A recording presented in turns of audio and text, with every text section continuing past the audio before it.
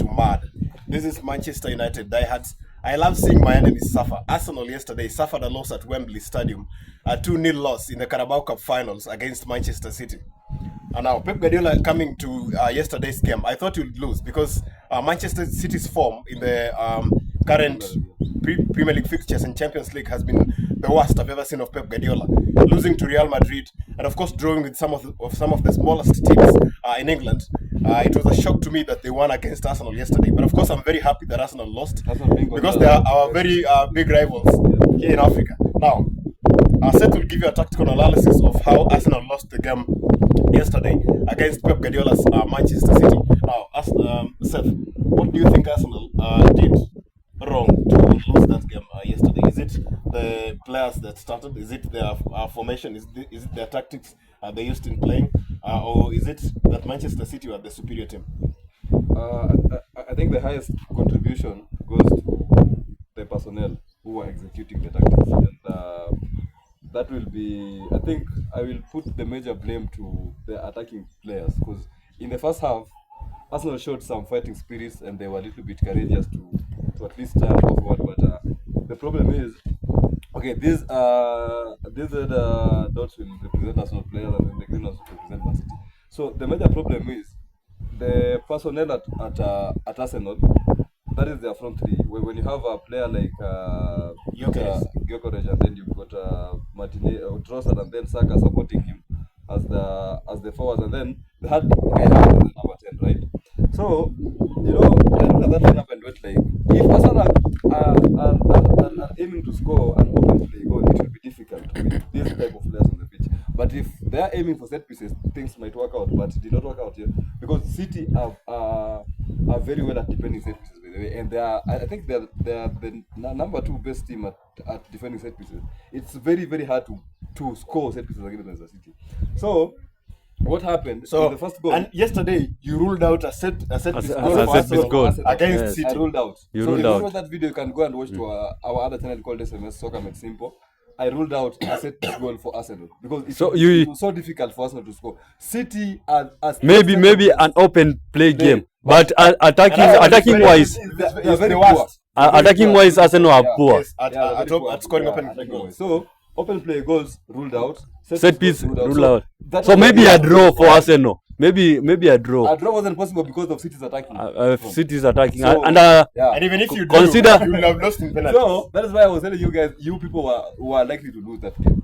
Yeah. So let me show you how the first goal came, because Manchester City going forward, Nico O'Reilly was the I think Matthias was the inverting fullback because Pep has embraced this for a very, very long time, and then Nico O'Reilly was the attacking fullback. So what happened is, on the ball, Nico O'Reilly's position when the ball was the other side was to come and overload this area, because when the centre backs concentrated on Haaland, Gabriel and Saliba, their main aim was to try and prevent Haaland as much as they could for him not to score, and then this guy had to focus on Dogu. Yeah, so you had to keep an eye on Dogu for him not to for Doku, you had to keep an eye on Doku. So that was in Nkapia or Ben White. This was Ben White. So Ben White had a very difficult time trying to maintain Doku. Then so there was this overload easily. This was a very, very easy overload because Ryan Taki was coming to this other side to help Semenyo do this overload against Nkapia. Yeah. So when this happened, Zubimendi was the one to track Nico O'Reilly.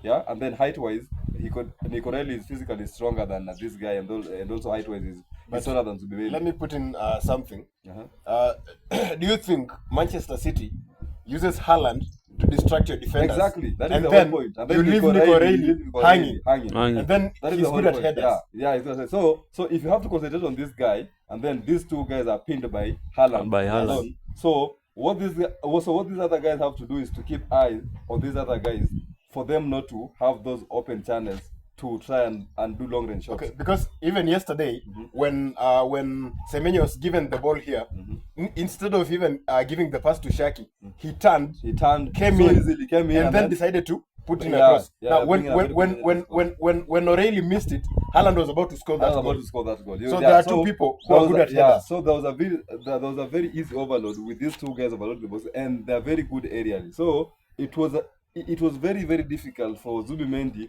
to maintain this guy in the second half, and that is what resulted to the 2 goals, because there was this overrun. Then Zubimendi could not win any aerial ball against Yes, he Nico could Reina. not. He could not win any ball against Nico Reina. So that is what led to the goals, because Arsenal, they were very poor going to this game. No, they were very poor.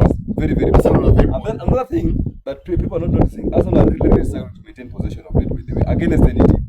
And the main problem is their new number 6. That is Martin Zubimendi. He's not good on the ball. He's not good on the ball. Pressure. So if they have And you have been struggling against big teams and then this season. Is that even if you give these players the ball, these 3 players up front cannot do anything positive against a team like Manchester City. Maybe something like Bayer Leverkusen, or maybe those smaller teams that you people are used to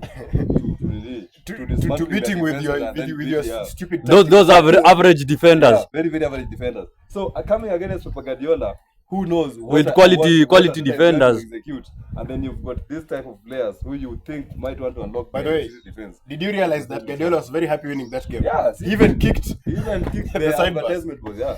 So that is what led to the goals, simply because Zubimendi could not keep an eye on. And I think this was a poor decision by him, because if you could have noticed that this was a problem, somebody like Rice would have came in this position, because Rice is very good in it. So I think Arteta also, as a manager, failed, because he could have seen this in the first half and then go, you know what, we're gonna switch things, and then Zubimendi. But the better problem bringing Rice back is that Zubimendi is not good at long balls.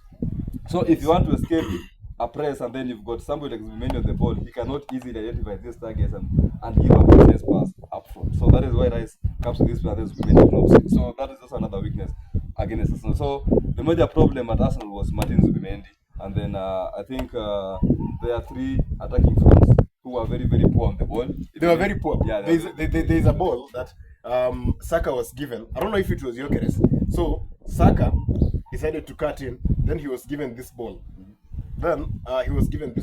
Instead of just scoring this, Jamaa kapiga gope hapo. Oh, He hit the keeper. it was Kai Havertz and Saka. It's Havertz and Saka, very useless people. Yeah, very useless. How can't you be clinical in that?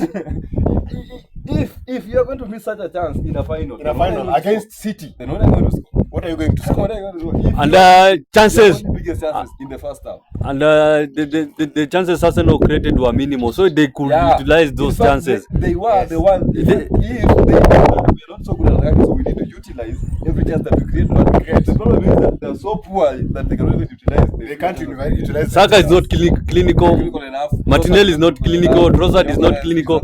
Maybe Gyökeres and Gyökeres and Gyökeres' performance this season has been poor also. Okay, subscribe to the channel. This is Mad. My name is Ephraim.